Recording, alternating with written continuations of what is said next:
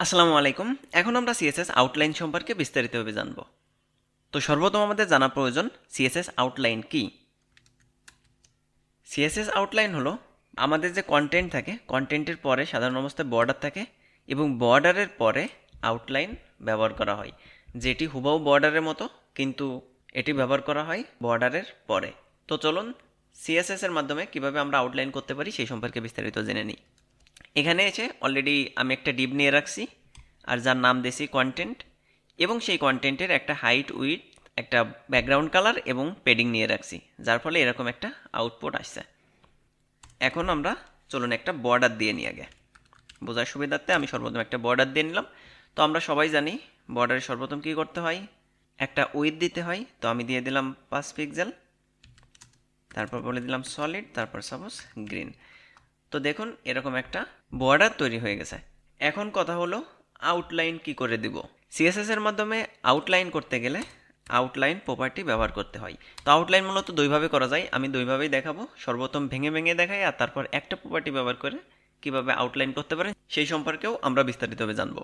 তো সর্বপ্রথম হলো আউটলাইন করতে গেলে আমাদের লিখতে হয় আউটলাইন উইথ। তো আউটলাইন উইথ লেখার পরে আমাদের যেটা করতে হবে, কত উইথ হবে সেটি বলে দিতে হবে। সাপোজ আমি এখানে বলে দিলাম 10 পিক্সেল। ওকে, এখন আমরা কিছুই দেখতে পারতেছি না, কারণ এরপরে আমার যেটা করতে হবে আউটলাইনের একটা স্টাইল দিতে হবে। তো এইখানে মূলত 10টি স্টাইল আছে, অর্থাৎ বর্ডারের যে স্টাইলগুলো ছিল সেম 10টি স্টাইল এখানে আছে। আর আপনারা যারা বর্ডার পারেন তাদের কাছে আউটলাইন খুব সহজ লাগবে। আর আপনারা যারা বর্ডার সম্পর্কে জানেন না, ডেসক্রিপশনে লিঙ্ক আছে, এখান থেকে দেখে আসতে পারেন। তো 10টা স্টাইলের ভিতর একটা হলো সলিড। ওকে, দেখুন এখন কালো একটা আউটলাইন তৈরি হয়ে গেছে, অর্থাৎ বর্ডারের বাইরে একটা লাইন তৈরি করা বা আউট লাইন তৈরি করা। তো দেখুন এখানে সলিড দেওয়ার কারণে এরকম হয়েছে। আমি একটা কাজ করি, পেডিংয়ের পরে এসে একটা মার্জিন দিয়ে দিলাম 20 পিক্সেল, যাতে আমার চারিপাশ থেকে একটু ফাঁকা জায়গা নেই আর কি। তো আমি যদি এখানে বলে দিতাম ডটেড, তাহলে এরকম ডট ডট করে হতো। আমি যদি এখানে বলে দিতাম ড্যাশ, তাহলে দেখুন এখানে ড্যাশ ড্যাশ করে কিন্তু আউটলাইন তৈরি হয়ে গেছিলো।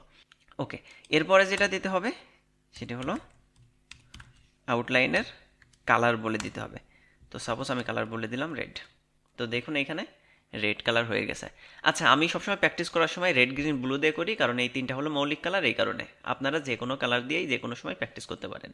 ওকে, তো এখানে একটা আউটলাইন তৈরি হয়ে গেছে। আমরা যদি এইখানে বলে দিতাম ডাবল, তাহলে দেখুন আউটলাইনে ডাবল দাগ হয়ে গেছে। তো ওকে, আমার ড্যাশ এটা আমি রেখে দিলাম। এখন কথা হলো আমরা আউটলাইন করতে গেলে মিনিমাম উইথ এবং স্টাইল দেওয়া লাগে। কালার আপনি যদি না দেন তাহলে বাই ডিফল্টভাবে কালার হবে ব্ল্যাক। এখন এই যে তিনটা লাইনে আলাদা আলাদা করছি, এটাকে আমরা চাইলে এক লাইনে করে ফেলতে পারি। সেজন্য শুধুমাত্র লেখা লাগে আউটলাইন। এই আউটলাইন লেখার পর বর্ডারের মতো সেম স্টাইল আপনার প্রথমে উইথটা বলে দিতে হবে। তো আমি বলে দিলাম যে দেখেন এখন যদি সেভ করি কোনো আউটলাইন নাই। তো সর্বপ্রথম উইথ বলে দিলাম 10 পিক্সেল, তারপর স্টাইল আমি বলে দিলাম ডটেড, তারপর কোন কালার হবে এতটুকু বললেই কিন্তু দেখেন আউটলাইন চলে আসছে। এরপর কোন কালার হবে, তো আমি বলে দিলাম সাপোজ গ্রিন। দেখুন এমন একটা আউটলাইন তৈরি হয়ে গেছে। সুন্দর না দেখতে? তো আশা করি আপনারা বুঝতে পারছেন। যদি কোনো কোয়েশ্চেন থাকে অবশ্যই কমেন্টস করবেন, আমি রিপ্লাই দেওয়ার চেষ্টা করব। পরবর্তী ভিডিওতে আমরা সিএসএস বক্স মডেল সম্পর্কে বিস্তারিতভাবে আলোচনা করব। তো সেই পর্যন্ত সবাই ভালো থাকবেন। আল্লাহ হাফেজ।